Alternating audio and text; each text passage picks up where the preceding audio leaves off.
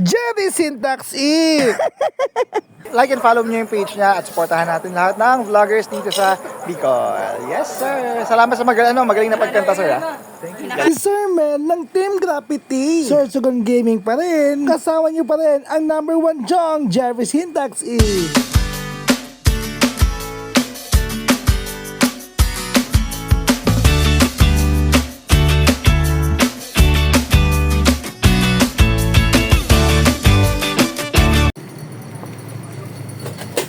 So yun nga mga chong, pumunta lang kami dito sa Palogo Complex para kumain ito. Para lang mag-ice cream. Hindi, gusto lang namin mapuntahan to personally. Dahil marami kami nakakita nito. Nagpo-post sa Facebook. Malaki nga. Malaki nga siya. Alam mo, napakalaki sa likod ko. Tingnan mo, nasa likod ko. Ang laki. Dad, ka lang. Teka lang, kumakain ako eh. Kumakain na ice cream. Mainit talaga. Yung tipong umuulan, pero mainit yung panahon. Alam mo yun? Ganun.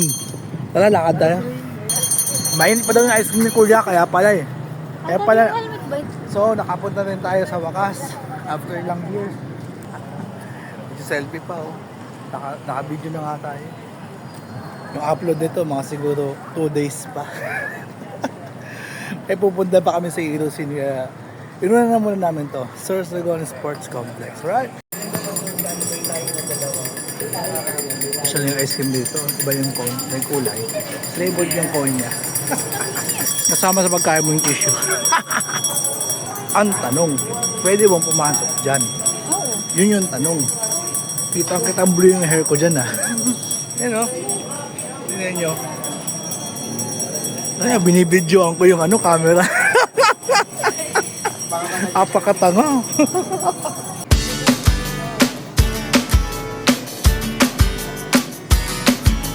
So yun nga, pumunta kami dito para lang kumain ng ice cream. Yung tanong ko kanina, pwede ba kayo pumasok dyan? Siyempre sa mga vlog ko, hindi pwedeng walang pagkain. Pagkain. Halos lahat ng vlog ko may pagkain na.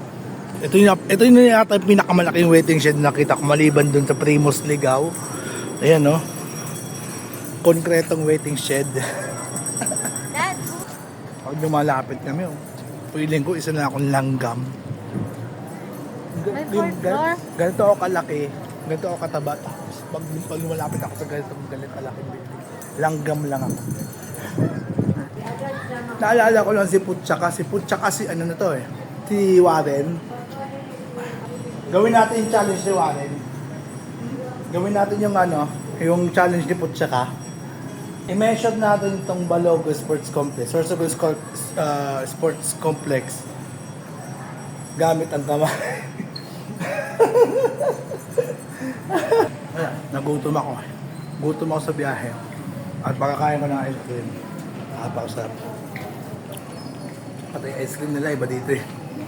Sa cone pa lang malayo na dun sa nakagista nating ice cream. Pang mayaman na yata itong ice cream natin. 25 pesos ang isa, sulit naman.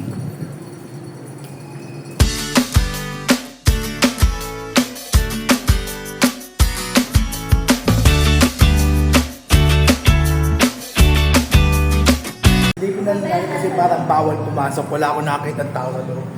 Silipin na lang natin to. Sa mga di pa nakakapunta dito, ito yung itsura niya sa loob.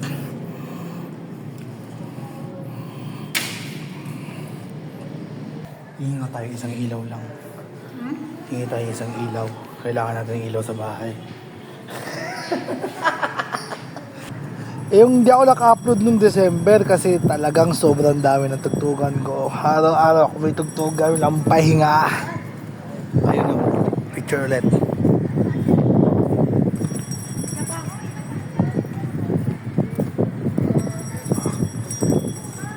Sama ko nag-picture sa akin. Hindi mo na kaya busin.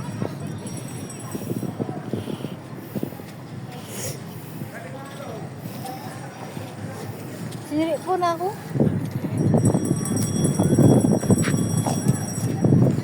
Yung lasa ng ice cream nila, creamy, cheesy. Pati yung cone masarap. Mainit. Hindi ko alam kung ba't sinabi ni Kuya mainit pa yung ice cream niya. Joke din si Kuya. Komedyante din. Ito yung motor ko, si Rousey. Si Rousey, napuntahan na ito ni Rousey. Marilaki, Manila, Bataan, Sa bahay. bahay, araw-araw, uwi sa amin. Ngayon, nakapunta na siya dito. Push na tayo. Tara. Go. Knock, knock. Hindi ka marinig. Isa pa, tanggalin mo yung helmet. Taas mo, taas mo. Knock, knock. Balogo. Balogo. Sorry. Gawa ng puso mo. Balogo. Tara na nga.